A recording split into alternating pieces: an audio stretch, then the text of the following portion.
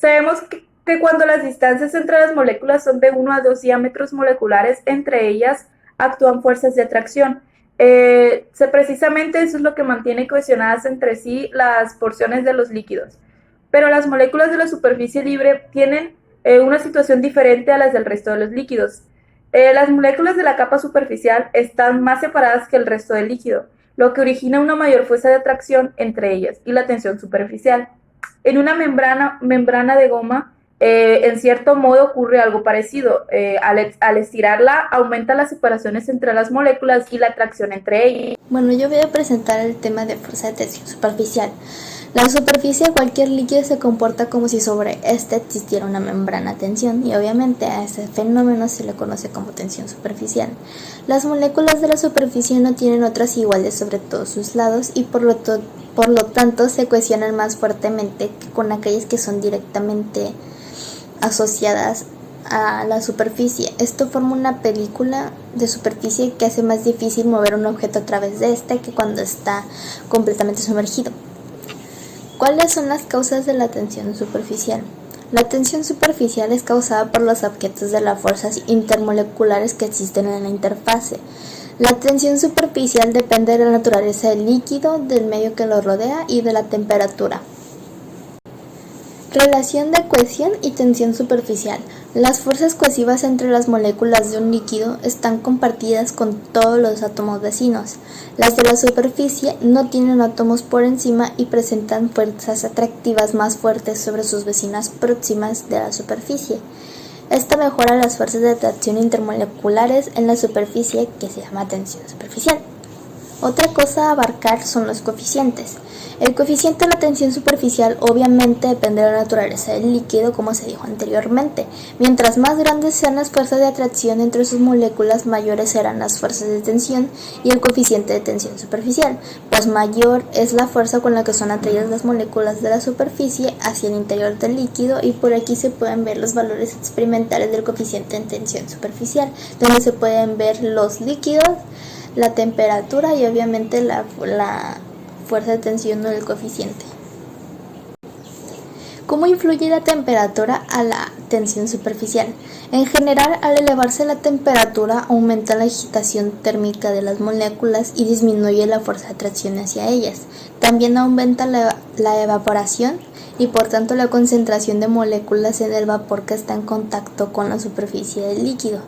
La influencia del medio exterior se debe a que las moléculas del medio ejercen acciones atractivas sobre las moléculas situadas en la superficie del líquido, contrarrestando las acciones de las moléculas del líquido.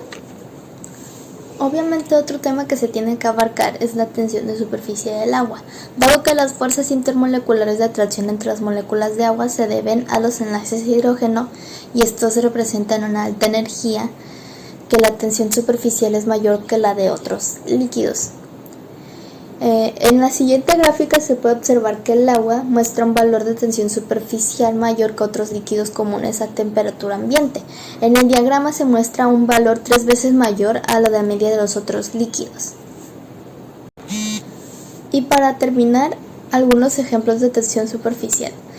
Uno de los ejemplos más obvios o que más se ven son sobre los insectos ligeros o zapateros que pueden caminar encima del agua debido a la tensión superficial que existe en el agua de un estanque.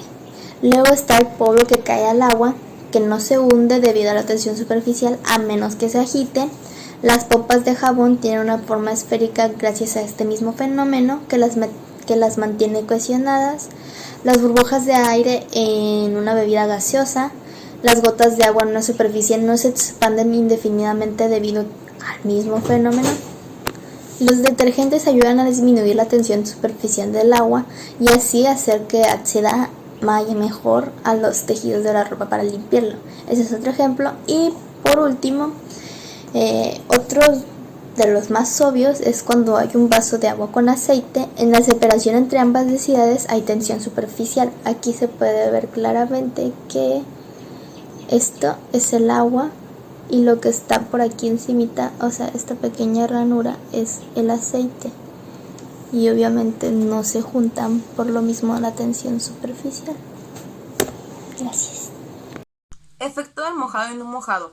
La capacidad de mojabilidad de un objeto depende directamente de la interacción intermolecular de los materiales. Si la interacción intermolecular del sólido y del líquido es parecida, el líquido llega a mojar al sólido.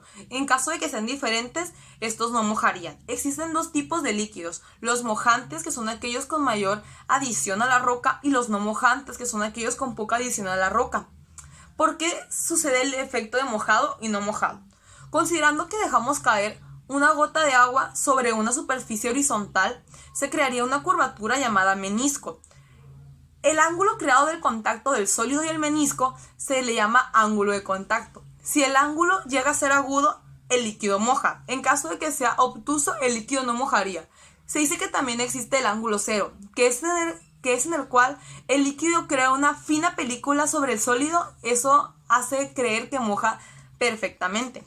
Viéndolo de una manera intermolecular, si la fuerza neta de un líquido y de un sólido son parecidas y llegan a empujar hacia adentro, el líquido moja. En caso de que la fuerza neta del sólido sea más fuerte que la del líquido, estos no mojarían. Existe este mismo efecto en la naturaleza, se reconoce como efecto Loto y efecto pétalo de rosa. El efecto Loto es aquel que muestra hidrofobicidad y poca adición, y el efecto pétalo de rosa es muy similar al efecto Loto, pero este tiene una adición más alta. En la vida diaria se conocen dos tipos de materiales: el material hidrofóbico, que es aquel que repele al agua, y el material hidrófilo, que es el cual tiene una tendencia más hacia aceptar el agua. La capilaridad es un fenómeno por medio del cual los líquidos tienen la capacidad de subir o bajar a través de un tubo capilar. Este fenómeno, pues, así depende grandemente de la tensión superficial que tiene el líquido, lo que hace que resista con el fin de incrementar su superficie.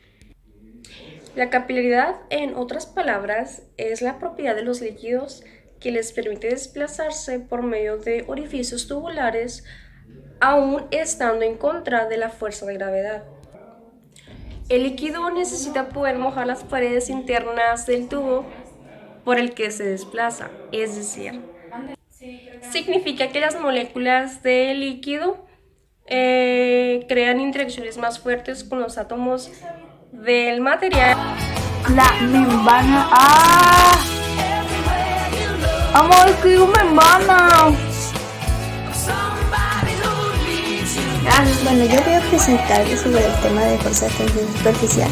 La tensión superficial. Bueno, yo voy a presentar el tema de fuerza de tensión.